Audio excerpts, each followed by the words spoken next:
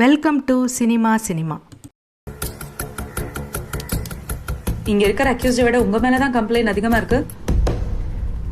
Madam, அதிகமான இவங்கெல்லாம் சொல்ற மாதிரி இல்ல. கேஸ பத்தி கூப்பிட்டு கேட்டு பாருங்க. மத்தவங்களுக்கு தெரியாததையும் அவர் சொல்லுவார். கொலை நடந்த வீட்டுல 2 ஃபுட் பிரிண்ட்ஸ் கிடைச்சிருக்கு. சோ வந்தவங்க 2 பேர்.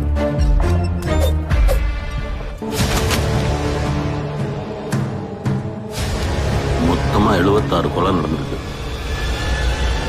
7 கொலை. தாலியை அண்ணா கொடியை மட்டும்தான் எடுத்துட்டு போயிருக்காங்க. ఇది ఎక్కడ మొదలు పెట్టామో అక్కడే ముగించేద్దాం. அப்புறம் அந்த கொஸ்டின் மார்க். நாம் இன்னைக்கு இந்த வீடியோவில் தடயம் அப்படிங்கிற வெப்சீரிஸோடைய கதை சுருக்கம் என்ன அப்படிங்கிறத பற்றி பார்க்க போகிறோம். இந்த வெப்சீரிஸில் சமுத்திரகனி வந்து மெயின் ரோலில் நடிச்சிருக்கிறாரு. அவர் பேர் வந்து அதியமான். அவர் ஒரு சப் இன்ஸ்பெக்டராக வேலை பார்த்துட்ருக்கிறாரு. அவர் ரொம்ப திறமைசாலி தான். ஆனால் வெளியில் வந்து அவருடைய திறமை வந்து பெருசாக கண்டுக்கப்படலை. அவருடைய திறமையால் அவர் கண்டுபிடிச்ச நிறைய கேசஸ் எல்லாம் நான் தான் கண்டுபிடிச்சேன்னு சொல்லிட்டு பேர் வாங்கிட்டு நிறைய பேர் அவரை யூஸ் பண்ணி முன்னேறி போயிட்டாங்க. அவர் வந்து அதே இடத்துல இருக்கிறார். அந்த ஒரு விரக்தியில் வந்து அவர் விஆர்எஸ் எல்லாம் கொடுத்துட்டாரு. போதுண்டா வேலை பார்த்தது அப்படிங்கிற மாதிரி நினச்சி விஆர்எஸ் அப்ளை பண்ணியிருக்கிறாரு. இன்னும் ஒரு 1 or 2 months அவர் வந்து விஆர்எஸில் வீட்டுக்கு போக போகிறாரு. இந்த மாதிரியான சூழ்நிலையில் வந்து ஒரு ரெட்டை வந்து நடக்குது. அதாவது தமிழ்நாடு ஆந்திரா பார்டரில் உள்ள வில்லேஜில் வந்து அந்த ரெட்டை நடக்குது. ஒரு ஹஸ்பண்ட் ஒய்ஃப் வந்து இறந்து கிடக்குறாங்க. ரொம்ப கொடூரமான முறையில் தாக்கப்பட்டு இறந்து கிடக்குறாங்க. அவங்க அந்த லேடியோட கழுத்தில் உள்ள தாலி வந்து காணாமல் போயிருக்கு. அதுக்கப்புறம் அந்த ஜென்ஸோட இடுப்பில் வந்து அருணாக்குடியை வந்து அறுத்துட்டு போயிருக்கிறாங்க. அப்போது கொலை நடந்த விதம், அது அந்த இடத்துல கிடச்ச தடயம் என்ன ஏது அப்படிங்கிறதெல்லாம் வந்து சமுத்திரகனி வந்து பார்க்குறாரு. வந்து அந்த ஊருக்கு வந்து புதுசாக ஒரு லேடி இன்ஸ்பெக்டர் வந்து வர்றாங்க.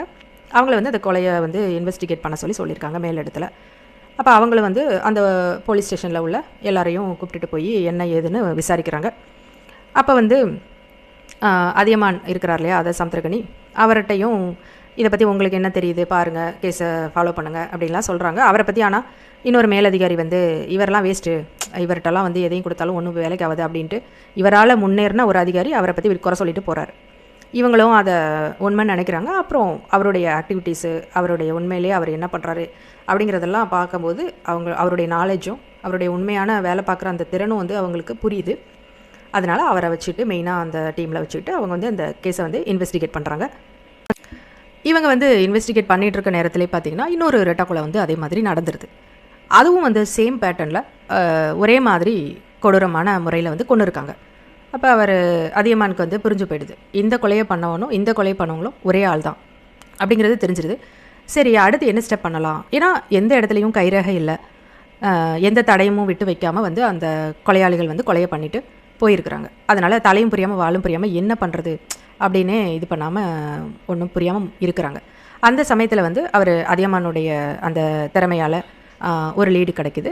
அவர் சொல்கிறாரு, இதை வந்து பண்ணினவங்க வந்து இது வந்து இந்த வில்லேஜ் ஆந்திரா பார்டரில் இருக்கிறதுனால நம்ம எதுக்கும் ஆந்திராலையும் போயிட்டு இதே மாதிரி பேட்டர்னில் வேறு கொலை நடந்திருக்கான்னு நம்ம போய் விசாரிப்போம் ஆந்திரா போலீஸ்கிட்ட அப்படின்னு சொல்லிட்டு போகிறாங்க.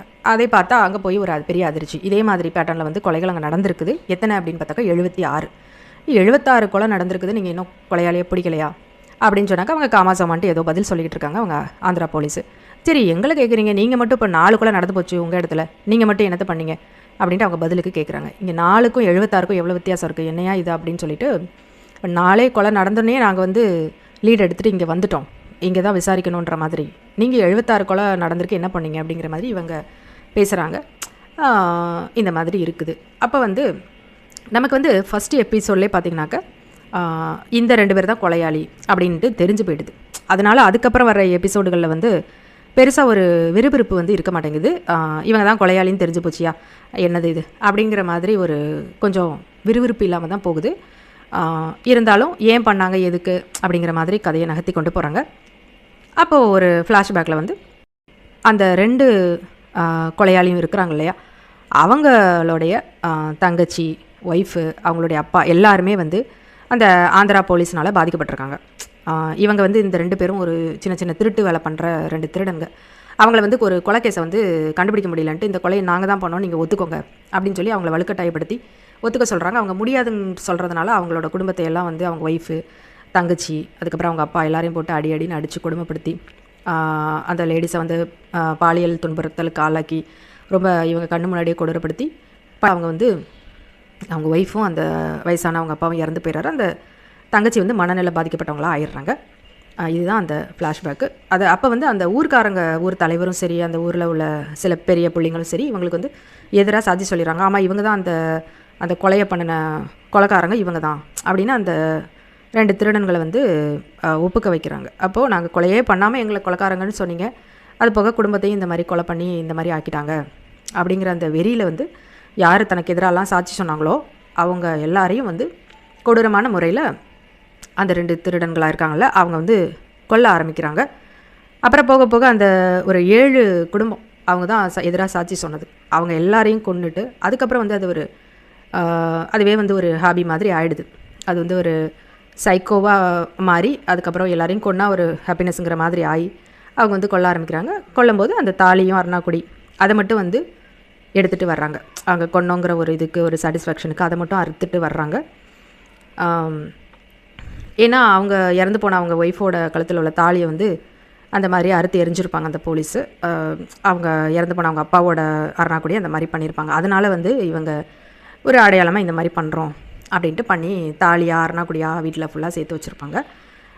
இதெல்லாம் வந்து இன்வெஸ்டிகேட் பண்ணி அதியமான் இன்ஸ்பெக்டர் இருக்கிறார் இல்லையா சமுத்திரகனி, அவரும் அந்த லேடி இன்ஸ்பெக்டரும் வந்துட்டு இன்வெஸ்டிகேட் பண்ணி கண்டுபிடிக்கிறாங்க. கடைசியாக வந்து அந்த கொலையாளி இருக்காங்க இல்லையா, அந்த ஆந்திராவில் உள்ள அந்த 2 பேரும் வந்து இவங்க சமுத்திரகனிக்கிட்ட தன்னோட உண்மையை ஒத்துக்கிறாங்க. அந்த கொலையாளி வந்து அவன் தான் வந்து நான் இத்தனை வருஷத்தில் இப்போ தான் ஒரு உண்மையான போலீஸ்காரனை நான் பார்க்குறேன் சார், உங்களை நம்பி நான் எல்லாத்தையும் சொல்கிறேன், ஆனால் என்னோடய மனநிலை பாதிக்கப்பட்ட தங்கச்சியை வந்து நீங்கள் பார்த்துக்குவீங்கன்ற நம்பிக்கையில் நான் இதெல்லாம் சொல்கிறேன் அப்படின்ட்டு எல்லாத்தையும் சொல்கிறாப்புல வாக்குமூலம் கொடுக்குறாங்க. அதுக்கப்புறம் அந்த ஆந்திரா போலீஸ் வந்து எங்கள் ஊரில் உள்ள கொலையாளி நீங்கள் எதுக்கு இழுத்துட்டு போயிருக்கீங்கன்னு சொல்லி இவங்ககிட்டேருந்து அவங்க அந்த கொலையாளியை வந்து ஹேண்ட் ஓவர் பண்ண சொல்லி மிரட்டுறாங்க. இவரால் அதியமான் இருக்கார் இல்லையா, அவரால் எதுவுமே பண்ண முடியலை. அந்த கொலையாளியை சட்டப்படி நம்ம இது பண்ணலாம் அப்படின்னு நினச்சா கூட அவரால் எதுவும் பண்ண முடியலை. மிரட்டி அவரை கூப்பிட்டு போயிடறாங்க அந்த கொலையாளியை வந்து. இவரும் சரின்னு ஹேண்ட் ஓவர் பண்ணிடுறாரு அவங்கக்கிட்ட. அப்புறம் அந்த லேடி போலீஸு அதுக்கப்புறம் அதியமான் இருக்கார் இல்லையா, அவர் கண்ணு முன்னாடியே வந்து அந்த 2 கொலையாளியையும் வந்து ஆந்திரா போலீஸ்காரங்க வந்து என்கவுண்டர் பண்ணி கொன்னுடுறாங்க. அப்போ வந்து இவருக்கு மனசு ரொம்ப கஷ்டமாக இருக்குது. அந்த 2 பேரும் நிறைய பேரை கொன்னுருக்காங்க தான், ஆனால் அவங்கள இந்த மாதிரி சூழ்நிலைக்கு ஆளாக்குனது யார்? இந்த ஆந்திரா போலீஸும் மற்றவங்களும் தான். ஆனால் அந்த மாதிரி ஆளாக்குனவங்க வந்து அவங்க ஒன்றும் அகலை நல்லா தான் இருக்கிறாங்க அப்படிங்கிற மாதிரி அவர் சொல்கிறாரு. அப்புறம் சரி, இன்றைக்கி இப்படி இருக்குது, நாளைக்குன்னு ஒன்று இருக்குது தானே செய்யுது, அந்த ஃப்யூச்சரில் வந்து கண்டிப்பாக தப்பு பண்ணவங்க வந்து தண்டனை அனுபவிப்பாங்கன்னு நம்புவோம் அப்படிங்கிற மாதிரி அந்த கதையை முடிக்கிறாங்க. அப்புறம் அந்த கொலையாளியோடைய தங்கச்சி, மனநல பாதிக்கப்பட்ட தங்கச்சி வந்து இவர் காப்பகத்தில் சேர்த்து பார்த்துக்கிற மாதிரி காட்டுறாங்க வந்து. மற்றபடி ஒரு தடவை நம்ம பார்க்கலாம் அந்த தடயம். மொத்தத்தில் இந்த தடயம்ங்கிறது வந்து சுறுசுறுப்பற்ற ஒரு வெப்சீரிஸாக தான் இருக்குது. என்ன ஃப்ரெண்ட்ஸ், வீடியோ உங்களுக்கு பிடிச்சிருந்ததா? நம்ம சேனலை சப்ஸ்கிரைப் பண்ண மறக்காதீங்க. மீண்டும் இன்னொரு வீடியோவில் சந்திக்கலாம். நன்றி, வணக்கம்.